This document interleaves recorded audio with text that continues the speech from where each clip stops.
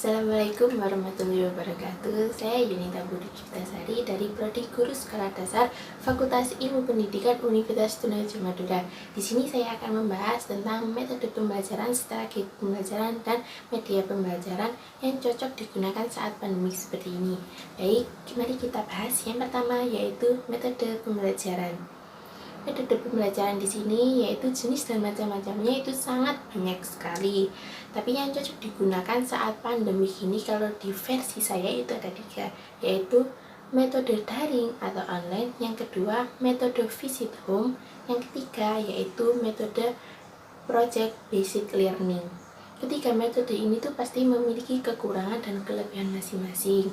Nah, sekarang mari kita bahas satu persatu.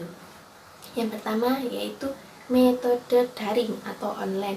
Metode ini tuh metode yang pertama kali disarankan oleh Menteri Pendidikan dan Kebudayaan yang harus digunakan saat pandemi seperti ini. Nah, di metode daring ini tuh tanpa pengajar dan para peserta didik itu tidak harus bertemu tatap muka, tapi bisa dilakukan secara online.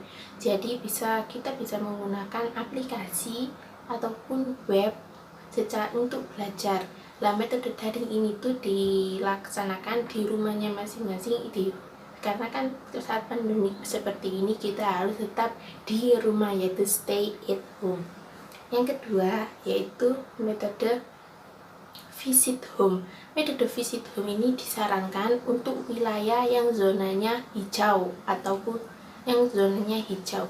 Untuk zona merah atau orange itu tidak disarankan untuk menggunakan metode visit home ini, karena metode visit home ini tuh seperti ke homeschooling.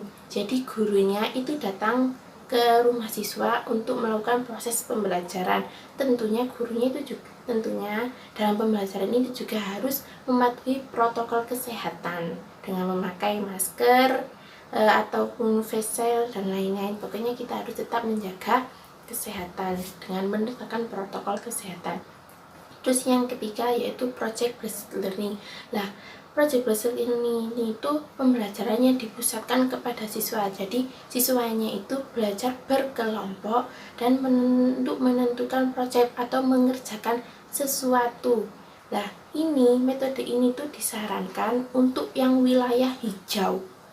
Untuk wilayah merah ataupun orange tidak disarankan untuk melakukan metode project based learning ini.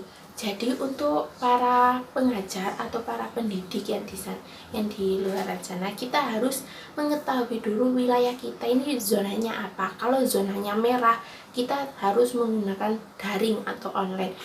Jadi kita harus menyesuaikan wilayah atau wilayah zona kita dengan metode yang cocok digunakan saat pandemi seperti ini. Jadi para pengajar harus sekreatif mungkin dan seinovatif mungkin untuk menetapkan metode pembelajaran ini. Yang kedua yaitu strategi pembelajaran.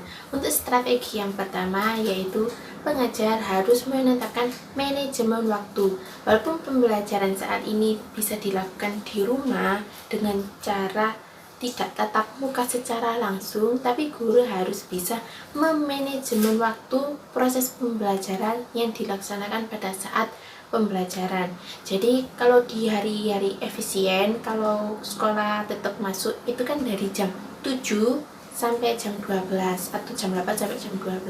Tapi untuk pandemi seperti ini disarankan yaitu 3 jam pelajaran dalam sehari. Jadi bisa mungkin jam 8 sampai jam 11, itu pun sudah seefisien mungkin kalau menurut saya. Tapi kalau waktunya disamakan atau ditetapkan pada tidak pada masa pandemi, itu kayak kurang baik gitu. Soalnya kan siswa itu juga cenderung kayak bosan, apalagi sekarang kan gak belajar sendiri gitu di rumah, tidak bisa bertemu dengan teman, tidak bisa bertemu dengan gurunya secara langsung. Jadi tingkat kebosanan siswa itu tinggi. Jadi proses pembelajaran yang efisien itu lebih sedikit, yaitu cukup 3 jam dalam sehari. Terus strategi yang kedua yaitu teknologi.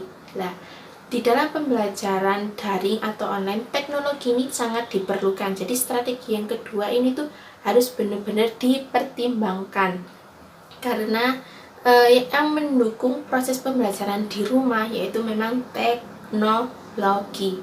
Strategi yang ketiga yaitu guru harus mampu memberikan wawasan tentang COVID-19. Jadi guru bukan hanya memberikan materi yang ada dalam kurikulum, tapi guru harus bisa memberikan materi tentang COVID-19, yaitu dengan cara menjaga kesehatan supaya tidak tertular tentang COVID-19 atau wawasan tentang COVID-19. COVID-19 itu seperti apa sih? Itu virus seperti apa sih? Mungkin bisa diberikan wawasan atau pengetahuan baru kepada peserta didiknya.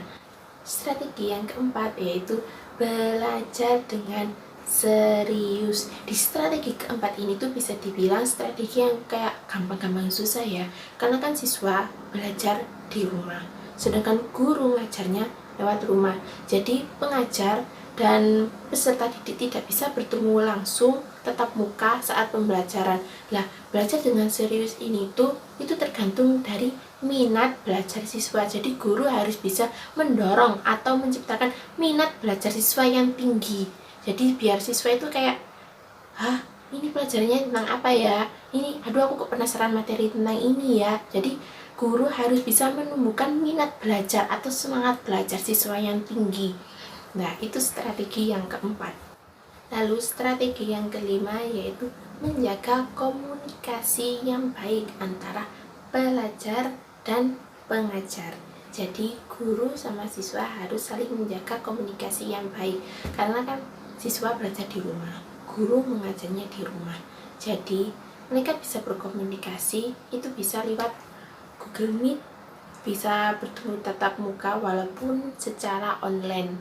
Jadi strategi yang kelima itu pendekatan guru kepada siswa. Jadi guru itu harus, walaupun guru mengajarnya di rumah, tidak bertatap muka langsung dengan siswa, tapi guru harus bisa menjaga komunikasi yang baik dengan siswa. Begitu pula dengan siswa harus bisa menjaga komunikasi yang baik dengan guru. Jadi itulah strategi yang saya berikan. Yang ketiga yaitu media pembelajaran. Saat pandemik seperti ini, tentunya media pembelajaran yang digunakan atau yang bisa digunakan yaitu media pembelajaran yang berbasis komputer atau internet. Jadi media pembelajaran yang saya sarankan yang pertama yaitu video pembelajaran seperti ini. Jadi guru bisa membuat ataupun bisa mencari referensi dari YouTube tentang video pembelajaran yang ingin diajarkan.